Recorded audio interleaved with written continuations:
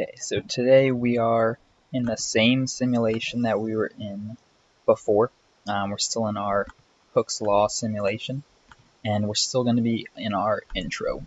Now today we're actually going to start doing these two spring systems. So you come over here, click on this little button over here, and now we have these two springs, and I can set different spring constants for each of them. I can apply different forces to each of them, and just see sort of how they behave differently.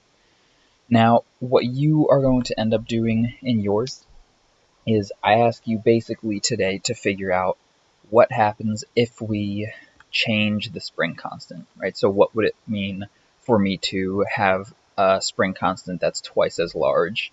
How does that affect this displacement, actually? So I'm going to go ahead, and as soon as I come in here, I should have just clicked all of these boxes because we want to see all of these forces, our displacement, equilibrium position, and then all the values for forces and displacements and everything.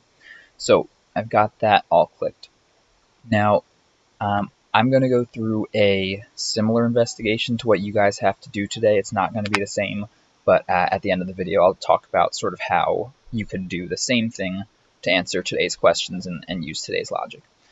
So instead of looking at what happens if I double a spring constant, I'm going to keep spring constant the same for both of these springs. So I'm just going to sort of arbitrarily set them both to 500, any number as long as they're the same. And then I'm going to ask myself, what do I think is going to happen to the displacement if I double the force? All right, so if I apply A, and this will be the same in your guys' simulation for that top spring, I'm going to call that A. The spring constant is still the same, 500 newtons per meter on A and B.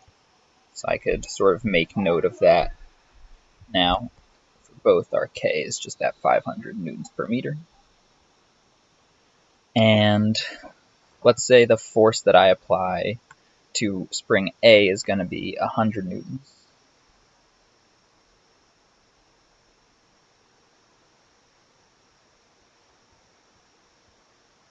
And I could also even just go ahead and with this write F spring is also 100 newtons, so I'm going to actually make note of that as well.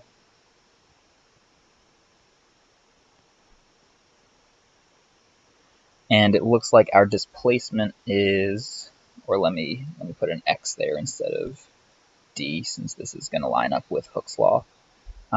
So our X displacement is 0.2 meters. And then for B, so same spring constant, but I said we wanted to apply half the force. Dial this back. Half the force would be our 50 newtons.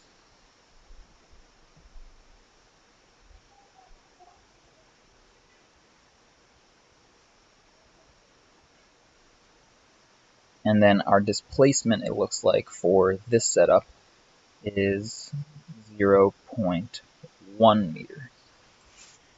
And so as I'm looking at my data, and when you guys are running your sort of mini experiments today, it might be a good idea even just to jot down some of these things. Maybe you won't need to. But for me, I'm looking at this data. For the same spring constant, if I apply half the force, right, so going from 100 newtons to 50 newtons, I see my displacement also goes down. And it looks like, even more specifically, it doesn't just decrease, but it's cut in half.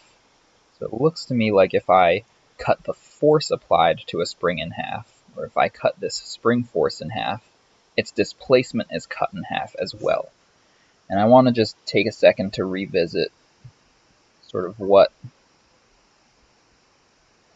Hooke's law tells us, which is for some spring, it gives us the force applied, which is the product of this K, that's our spring constant, times X, which is the displacement, that's like our distance from equilibrium.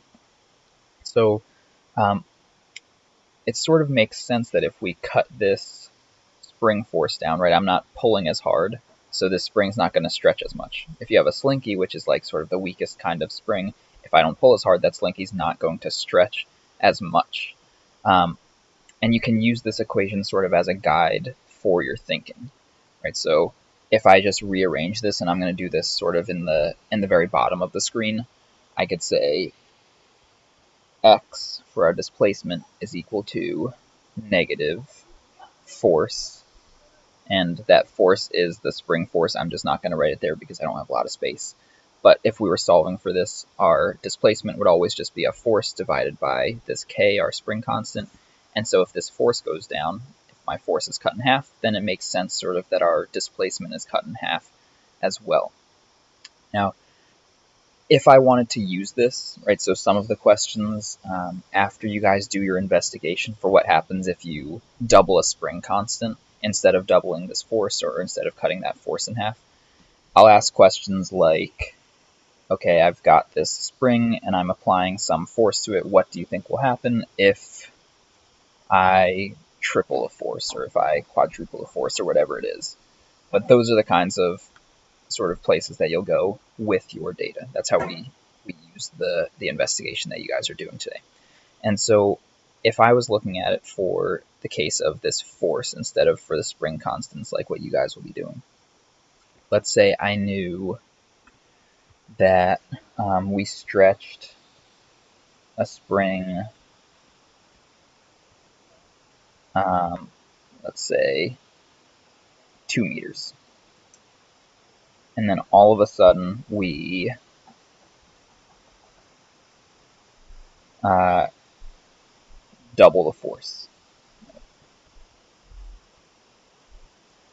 That makes me think, based on my data, when I cut the force in half, the displacement was cut in half. So if I double the force, my guess is that I would double the displacement as well. So my best guess, based on that data, would be that now our new stretch would be 4 meters, just based on my experiment. And again, you might find a different trend when you guys are looking at what happens when you, instead of doubling that force, if you double the spring constant. So that'll be something that you guys will investigate. And then in the same way, if let's say this was cut to 1/3 of the original force, then my guess is that our new displacement would be 1/3 of our original, which our original is 2. So that makes me think it's going to be something like 2 divided by 3, or like 0.67 meters. It would be six repeating, but we'll just round to the nearest hundredth of a meter.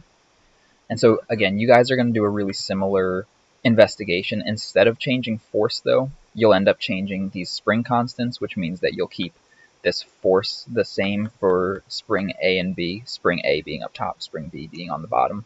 And then you'll see sort of what that trend is. What does it do if we double that spring constant?